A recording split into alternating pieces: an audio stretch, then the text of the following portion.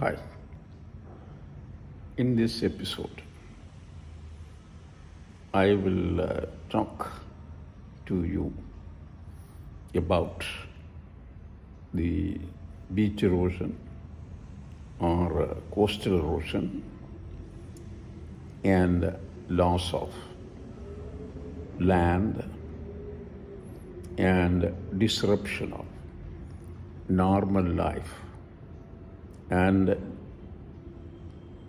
activities of those people who are settled in the back shore of Kerala beaches. In fact, a fallacy that still continues in the minds of learned researchers in the area of coastal dynamics is about what is called the direction of littoral drift. Littoral drift. Well, I had a wonderful opportunity to be involved in the coastal studies, coastal process studies rather, in the early, let us say,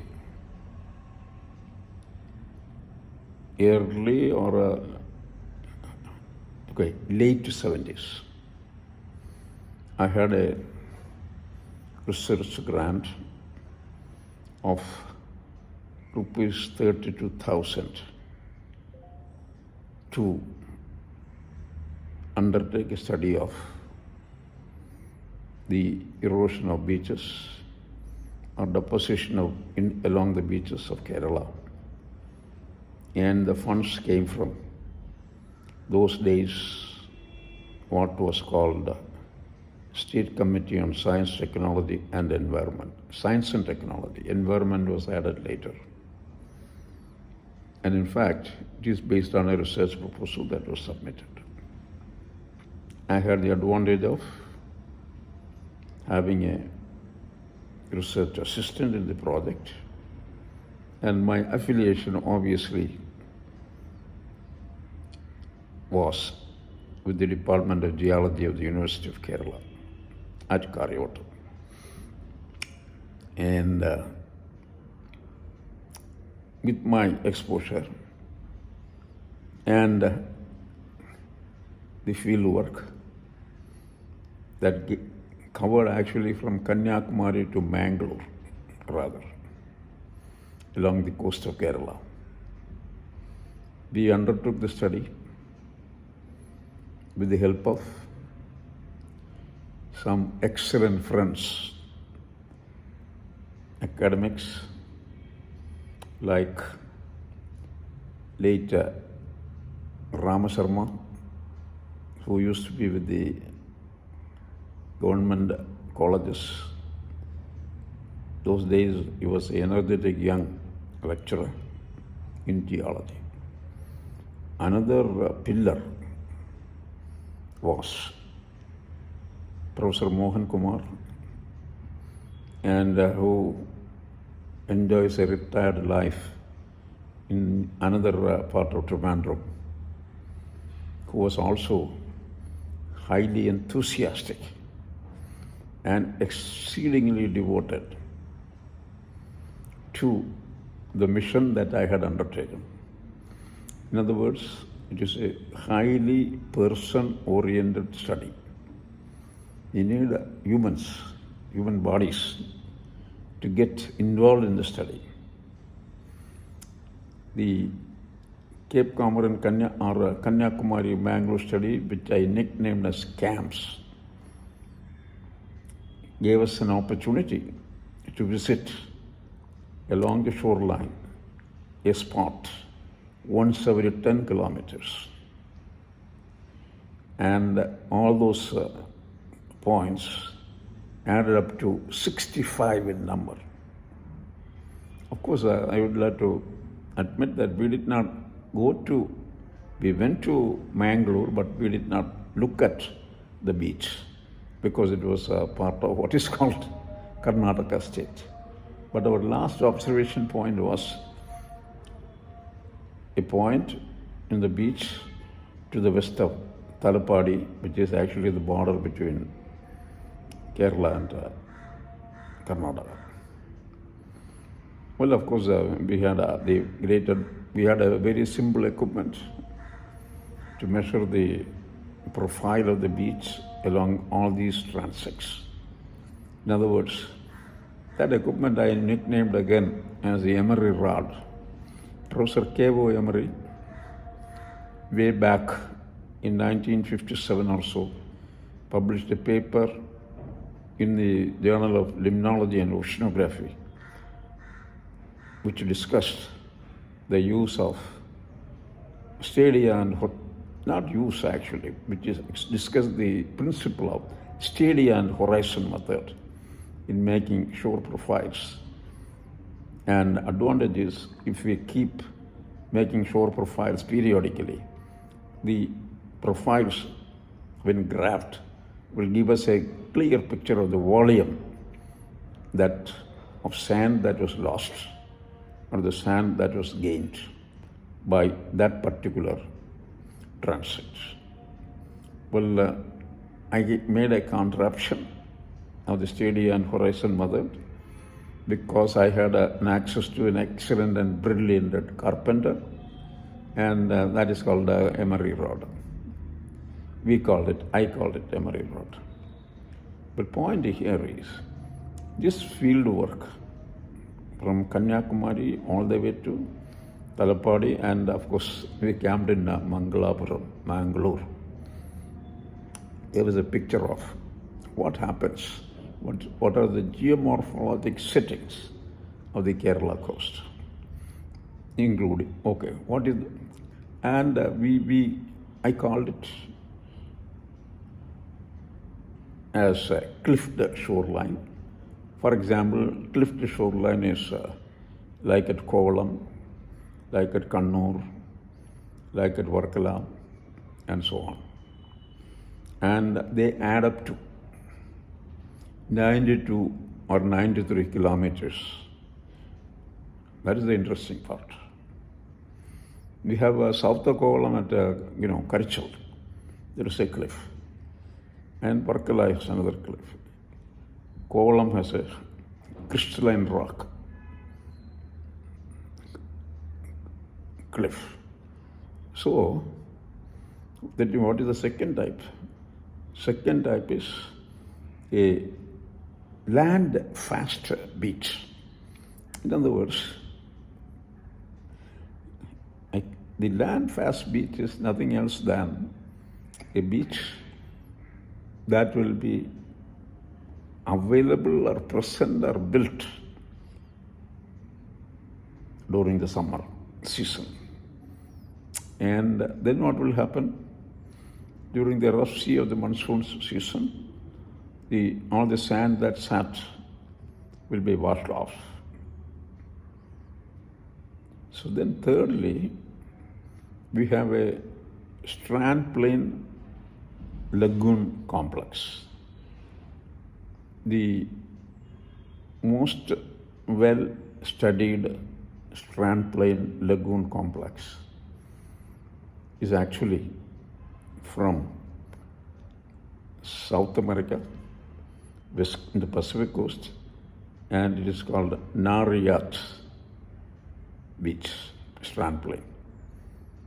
And it's a classic study.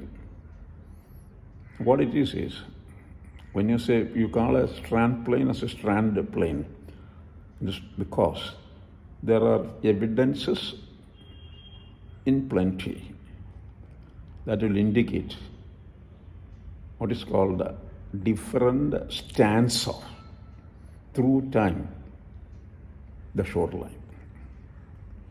And in our case, The best example of strand plane shoreline is there to the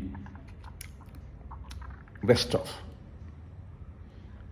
Changanasheri, along a transect, east-west transect, across Kuttanadu and parts of Vembanadu, and then toward the modern beach. What it is what we see there. I have not visited, unfortunately, the beach, so-called beach in Changanasheri. Professor late Skaria sir, I call him. He said, "Hey, Thrivikramji, look, there is a beach in Changanasheri." Our students, Skaria sir used to teach in what is called SB College.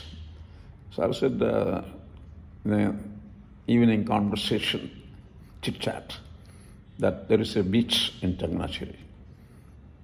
Yes, because the land form there, landscape there, to the west of Changanasheri, before you get into the Kuttanadu plains, is sandy. There are sand ridges. The Survey of India topographic sheets very amply and robustly indicate the presence of those ridges. In other words, there was a shore line and a consequent beach formed on the land side of the shoreline at, let's say, off Changanasheri to the west. Then you have what is called, what we see as Vembanadu Kayal today probably was a part of the ocean, part of the Lakshadweep Sea. And this, due to deposition of more new beaches or beach ridges or beach and dune ridge complexes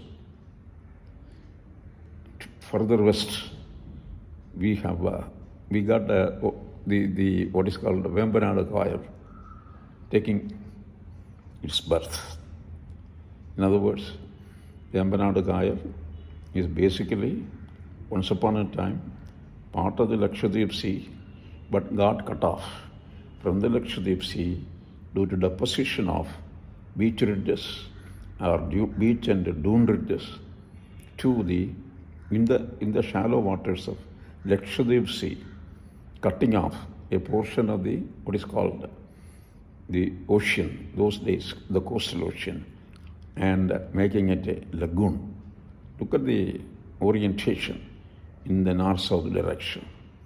And not only that, this is rather a younger basin lagoon in Kerala. Like, for example, 4,000 to 8,000 years ago, only it had formed. And, the actual formation started out from the south toward the north. And all that I say here, out of the field studies, as well as the study of topographic sheets published by Survey of India, is indicative of what is called the northerly littoral drift. That is my point here. The northerly littoral drift, the concept actually evaded the minds of our brilliant oceanographers as well as hydrographic engineers. However, I was probably a lone soul in Kerala who always argued with evidences that the drift, so-called littoral drift, is northerly in Kerala. And there is ample evidence along the modern beach of Kerala also, except that at Shangumugam there is a problem. Sea of Shangumugam behaved differently, and there is no more beach anymore in Shangumugam. Beach is not rebuilt. And, what is the northerly drift? Well, when you talk of northerly drift, littoral drift, what it means is, all of us have noticed the waves they are called the plunging waves. Plunging, surging, two types of waves. There is one more type anyway. The plunging breakers, as they are called. Breaker, wave is in the deeper ocean. Then you have shallow water waves. And when the wave feels the bottom, the wave starts breaking. So plunging breakers, that is what the people love to see. But if you get trapped inside, it probably will be done with. So these plunging breakers or surging breakers, depending upon the nature of the wave, nature of the floor of the coastal area, or floor of the coastal area, or the near shore, the plunging breaker will give way to the surging breaker, or a spilling breaker, whatever. Now, what happens?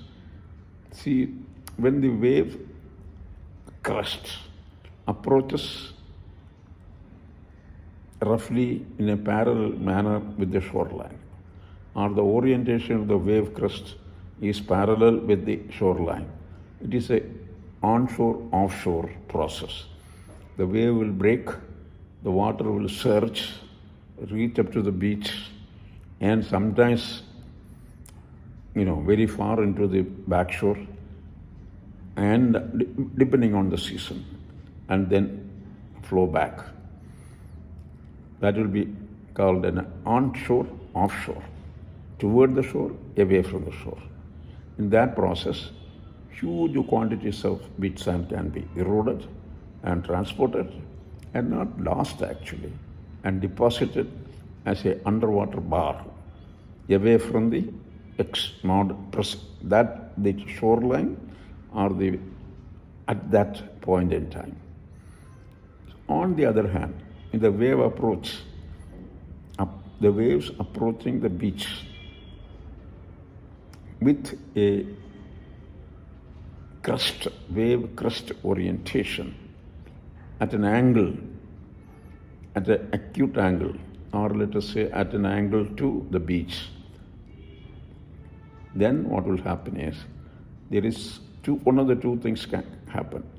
If the angle is acute and facing northward,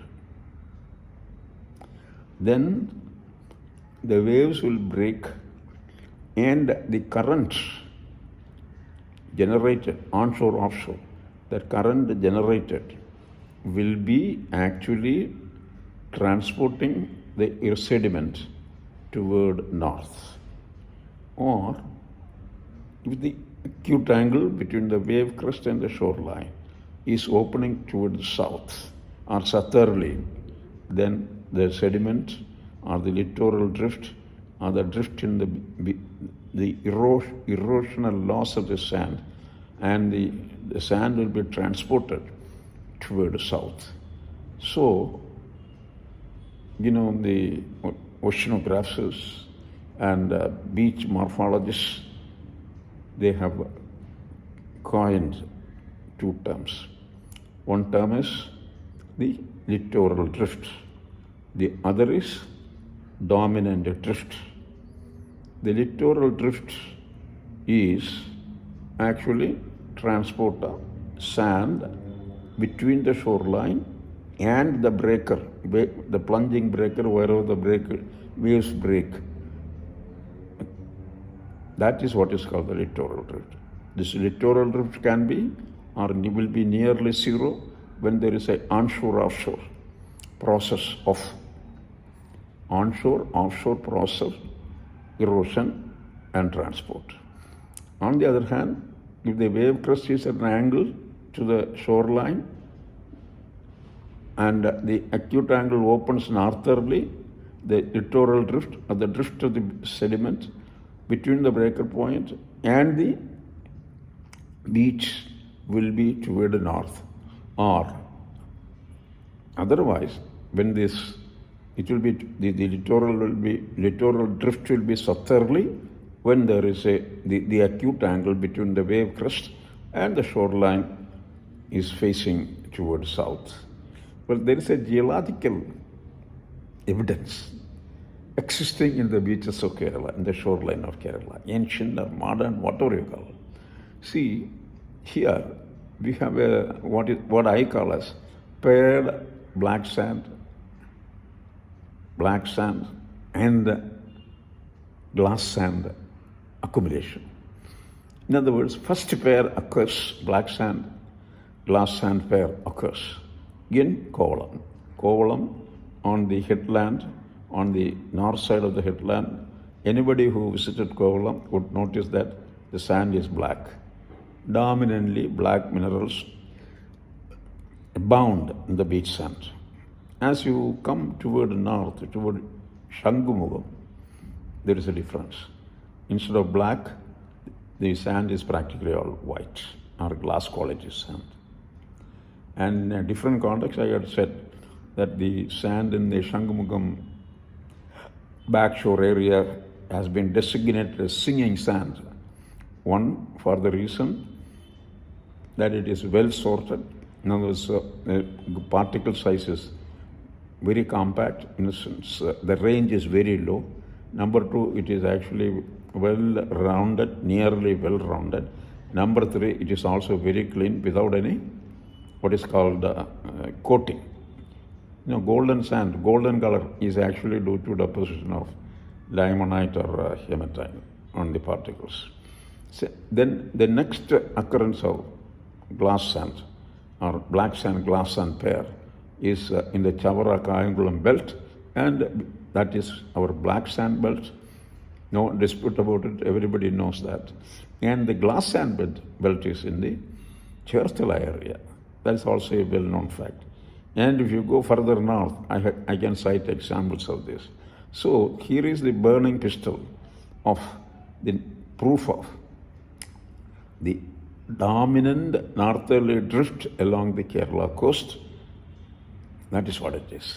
In other words, dominant drift is out of the 365 days, for the majority of number of days, if the littoral drift is northerly, then northerly is the direction is the dominant drift.